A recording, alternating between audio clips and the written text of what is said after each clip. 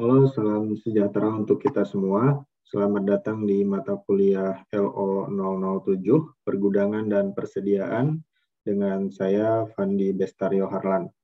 Kali ini kita akan membahas mengenai Sales and Operation Planning, Planning Supply and Demand in a Supply Chain. Adapun tujuan pembelajaran kita pada topik kali ini, yaitu pertama, mengelola pasokan untuk meningkatkan sinkronisasi dalam rantai pasok untuk menghadapi variabilitas yang dapat diprediksi atau predictable variability. Yang kedua, yaitu mengelola permintaan untuk meningkatkan sinkronisasi dalam rantai pasok dalam menghadapi predictable variability. Dan yang ketiga, yaitu menggunakan perencanaan agregat untuk memaksimalkan profitabilitas ketika dihadapkan dengan predictable variability dalam sebuah rantai pasok. Baik, di topik 9 kita udah membahas bagaimana perusahaan mengelola pasokan dengan menggunakan rencana agregat untuk memaksimalkan keuntungan. Nah, dalam topik ini kita mengembangkan pembahasan yang kita peroleh dari topik sebelumnya dan memperluas cakupan di tingkat rantai pasok saat merencanakan predictable variability dari permintaan. Kita juga membahas bagaimana permintaan dapat dikelola dengan penentuan harga jual yang tepat dan menggunakan promosi. Sehingga dengan mengelola penawaran dan permintaan yang tepat, dapat memaksimalkan profitabilitas keseluruhan dari rantai pasok. Nah, pada topik sebelumnya, yaitu perencanaan agregat untuk produk dengan permintaan yang stabil, merancang rencana agregat menjadi relatif lebih sederhana dan mudah. Nah, dalam kasus seperti ini, sebuah perusahaan dapat mengatur kapasitas produksi mendekati waktu ketika produk akan dijual, sehingga kita hanya perlu sedikit persediaan saja. Nah, permintaan atau demand untuk beberapa produk seringnya berubah dari periode ke periode. Terdapat pengaruh yang dapat diprediksi dari demand seperti ini, dan biasanya dapat dianalisa dari faktor musimannya suatu produk tersebut. Nah, contohnya aja misalnya adalah seragam sekolah, kemudian adalah jaket salju, dan juga contoh lain-lainnya. Nah, selain itu ada juga faktor non-musiman, misalnya mengadakan promo terhadap produk tertentu. Nah, itu bisa menyebabkan peningkatan yang besar maupun penurunan yang besar dari permintaan penjualan.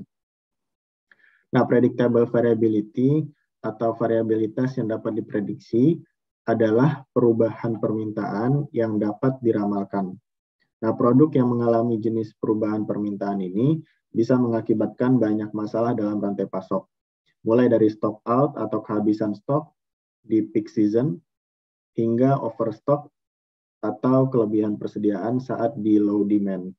Nah, masalah-masalah ini dapat menambah biaya dan mengurangi respon pada rantai pasok. Nah, manajemen dalam permintaan akhirnya bisa berdampak yang signifikan bila diterapkan pada produk-produk yang jenisnya predictable variability.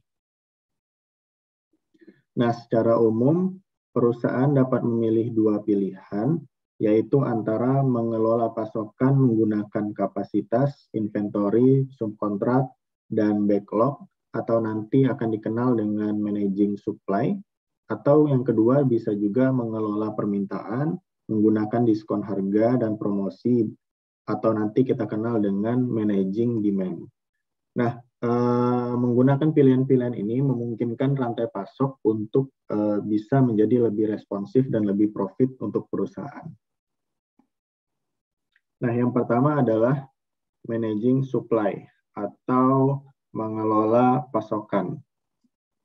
Nah, sebuah perusahaan dapat memvariasikan pasokan produk dengan mengendalikan kombinasi dari dua faktor berikut, yaitu yang pertama, mengelola kapasitas produksi, atau yang kedua adalah mengelola inventory atau persediaan. Nah, tujuan dari kedua ini adalah untuk memaksimalkan keuntungan untuk perusahaan. Secara umum sebenarnya perusahaan bisa menerapkan kombinasi dari keduanya. Nah, berikut ini adalah contoh-contoh beberapa pendekatan khusus untuk mengelola kapasitas dan mengelola persediaan dengan tujuannya adalah untuk memaksimalkan keuntungan perusahaan. Nah, untuk mengelola kapasitas sendiri, pada dasarnya untuk memenuhi predictable variability ini, perusahaan bisa menggunakan kombinasi dari pendekatan-pendekatan seperti yang pertama, misalnya fleksibilitas waktu dari tenaga kerja. Nah, dalam hal ini, perusahaan menggunakan jam kerja yang fleksibel untuk mengelola kapasitas produksi agar dapat memenuhi permintaan dengan lebih baik.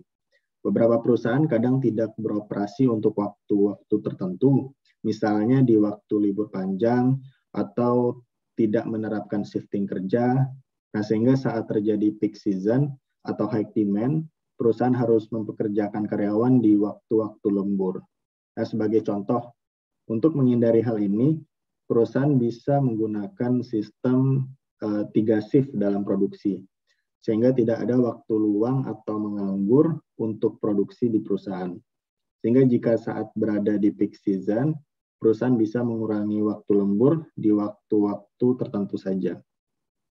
Nah, fleksibilitas jam kerja ini untuk setiap karyawan juga memberikan alternatif solusi dari variabilitas permintaan atau predictable variability, khususnya pada musim-musim tertentu. Yang kedua adalah penggunaan tenaga kerja musiman.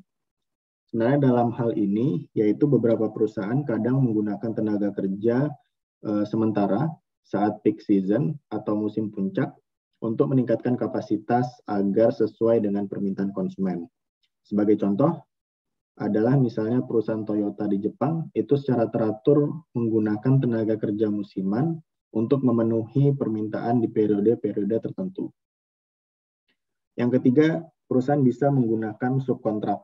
Nah, dalam hal ini, perusahaan memberikan beberapa pekerjaan produksi kepada subkontrak, sehingga tetap dapat memenuhi demand dengan biaya operasional yang tetap minimum. Dengan subkontrak ini, perusahaan tidak perlu membangun fasilitas produksi, sehingga output produksi pada periode-periode selain di musim puncak dapat tetap terjaga. Nah, kuncinya di sini adalah ketersediaan kapasitas subkontraktor yang relatif lebih fleksibel. Nah, sehingga subkontraktor seringkali dapat memberikan biaya lebih rendah daripada perusahaan membangun fasilitas produksinya sendiri saat kondisi fluktuasi dalam permintaan di perusahaan. Nah, yang selanjutnya adalah penggunaan fasilitas ganda. Nah, dalam hal ini, perusahaan bisa membangun dua fasilitas, contohnya adalah misalnya specialized dan flexible facility. Nah, specialized facility ini adalah sebenarnya digunakan untuk menghasilkan output produk yang relatif stabil dari waktu ke waktu, sedangkan untuk flexible facility menghasilkan volume dan variasi produk yang banyak, tetapi dengan biaya investasi per unit yang lebih tinggi. Nah, misalnya produsen komponen PC itu memiliki fasilitas khusus untuk membuat suatu komponen mainboard, tapi juga punya fasilitas fleksibel yang dapat memproduksi semua jenis mainboard selain untuk PC atau personal komputer. Nah, sehingga setiap fasilitas khusus bisa menghasilkan produk pada tingkat yang relatif stabil. Namun saat terjadi fluktuasi permintaan, bisa menggunakan flexible facility tadi. Selanjutnya adalah perusahaan bisa merancang proses produksi yang fleksibel. Nah, dengan lini produksi perusahaan yang fleksibel, maka tingkat produksi dapat dengan mudah divariasikan. Produksi yang dihasilkan kemudian diubah untuk menyesuaikan permintaan. Contohnya adalah yaitu pabrik truk ya Hino, merek Hino di Jepang. Nah, itu karena mereka punya beberapa jenis klasifikasi produk, jadi beberapa jalur produksi dibuat fleksibel yang bisa memproduksi semua jenis klasifikasi produk yang ada di perusahaan mereka. Sehingga dengan konsep production line seperti ini, perusahaan bisa memindahkan tenaga kerja ke beberapa lini sekaligus. Hanya saja perusahaan membutuhkan karyawan yang memiliki multi-skill. Nah, fleksibilitas produksi ini juga dapat dicapai jika mesin produksi fleksibel dan dapat diubah dengan mudah dari memproduksinya suatu produk hingga memproduksi jenis yang lainnya. Nah, yang selanjutnya adalah mengelola persediaan. Nah, ketika mengelola persediaan, untuk memenuhi predictable variability ini, perusahaan menggunakan beberapa kombinasi pendekatan seperti misalnya yang pertama, menggunakan komponen umum di beberapa produk. Nah, dalam hal ini, perusahaan bisa mendesain komponen atau part umum untuk digunakan dalam beberapa produk, sehingga total permintaan dari komponen tersebut bisa relatif lebih stabil.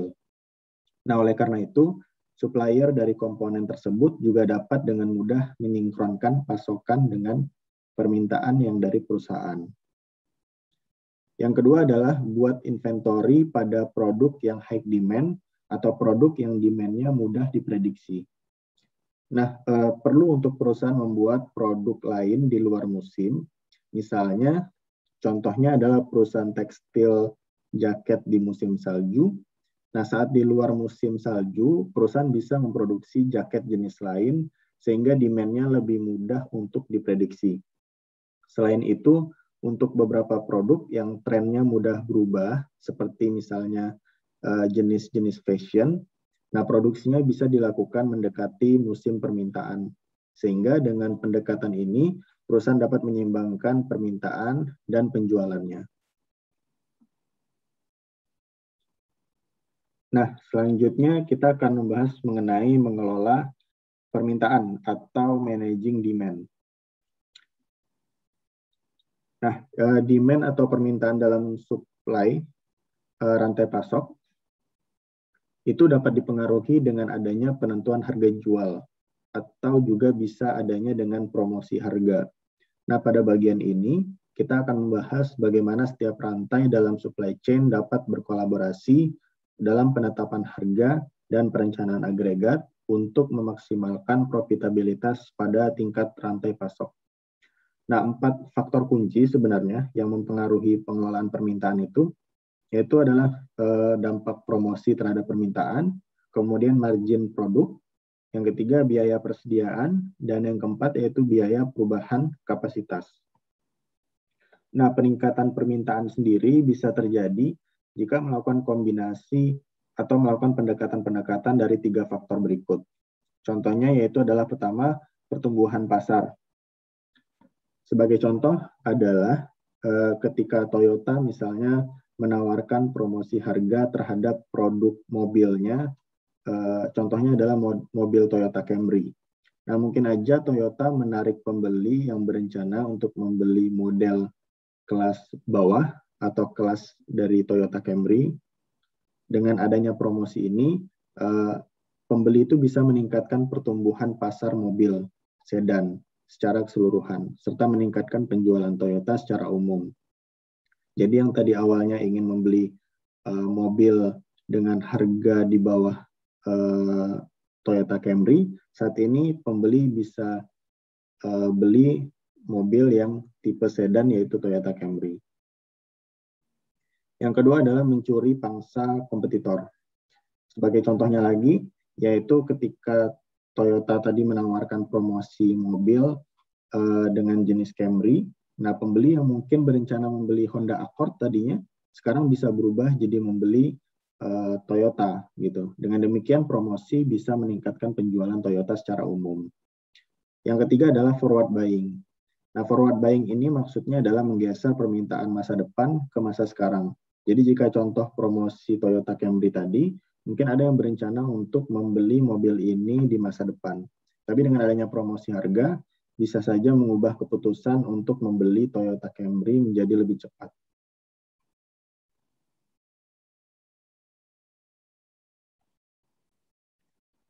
Nah, yang selanjutnya kita akan bahas tentang yaitu mengimplementasikan predictable variability ke beberapa pendekatan yang perlu dilakukan perusahaan.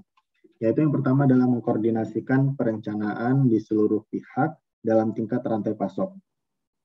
Nah, solusi ini untuk suksesnya variable predictable variability ini, yaitu adalah kunci suksesnya adalah collaborative planning, yaitu seluruh perusahaan dalam rantai pasok atau seluruh pihak dalam rantai pasok itu harus bekerja sama untuk memaksimalkan profitabilitas. Yang kedua adalah mempertimbangkan predictable variability saat membuat keputusan strategis. Nah, variabilitas memiliki dampak yang luar biasa pada operasi perusahaan.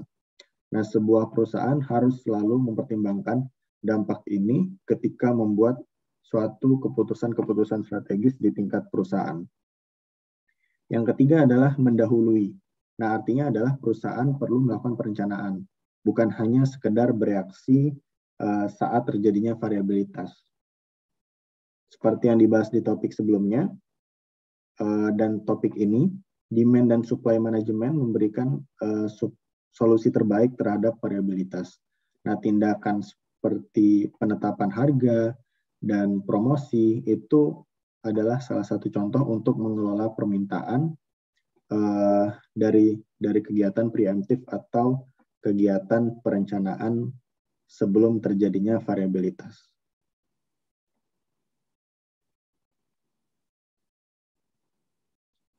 Nah, yang selanjutnya adalah ringkasan dari pembelajaran pada topik ini, yaitu yang pertama adalah mengelola pasokan untuk meningkatkan sinkronisasi dalam rantai pasok dalam menghadapi variabilitas di perusahaan, yaitu untuk mengelola pasokan dengan tujuan memaksimalkan keuntungan, perusahaan harus mengelola kapasitas melalui penggunaan fleksibilitas tenaga kerja, kemudian penggunaan subkontrak, kemudian fasilitas ganda, dan fleksibilitas produk.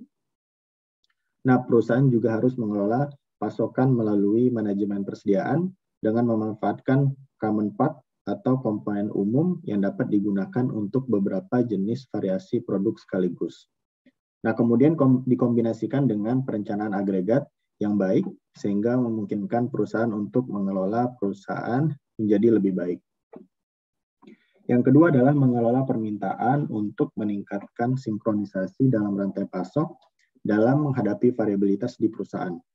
Nah, pengelolaan permintaan ini bertujuan untuk memaksimalkan keuntungan tentunya.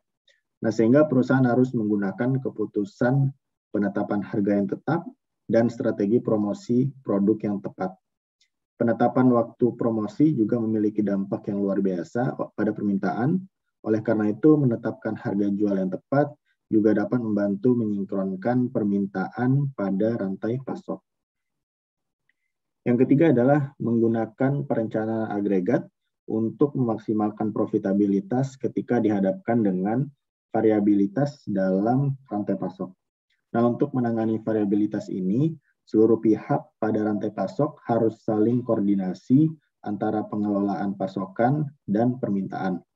Nah, dalam hal ini sangat perlu untuk perencanaan yang terkoordinasi di semua rantai pasok agar tujuan untuk memaksimalkan profit tadi dapat tercapai. Maka intinya adalah collaborative planning dalam tingkat rantai pasok. Baik, sekian dari penjelasan saya mengenai topik kali ini, yaitu adalah Sales and Operation Planning, Planning Supply and Demand in the Supply Chain. Sampai jumpa untuk topik-topik selanjutnya.